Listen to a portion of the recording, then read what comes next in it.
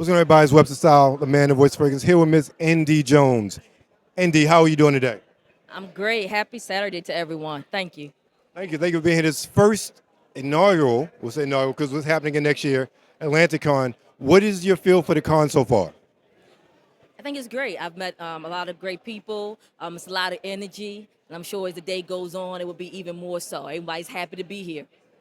I was looking at this earlier, and I was like, it reminds me of like the beginning of Awesome Con or Blur Con. I get that sort of sense and vibe as well from it. Now, you have a whole host of literature here. Tell us about it.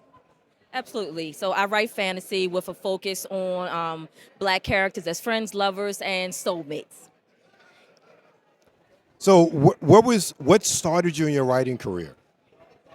Is basically at one point I got into comics and I hadn't ever read comics, but really what got me into comics was when Reginald Hudlin put together Black Panther and Storm of the X-Men, and I absolutely love that because I always like fantasy, but I love that black love element to it. And then I'm just looked around and say, we don't get enough of that. We don't see enough of that. So I actually started writing a little bit of fan fiction. And that really just segued me into creating my own characters, creating my own story. Because I was already doing that. That's what happens when you do fan fiction. But yeah, so it was really just talking about that black love and fantasy mixed in. So you talk about the Reginald Hudlin run on Black Panther. Any other writers, creators, authors that inspire you in your work? As far as exactly what I do here, uh, I would say that was what made me become like a writer.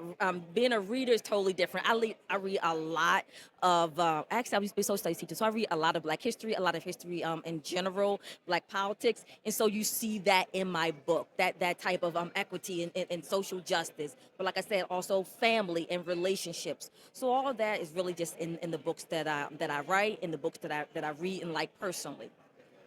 So where can everybody find your books?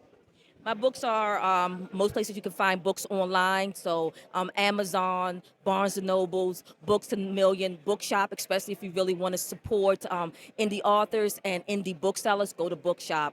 I would highly recommend that. But that's where any place you can find books, you can find Indie Jones books. Thank you very much. Appreciate it.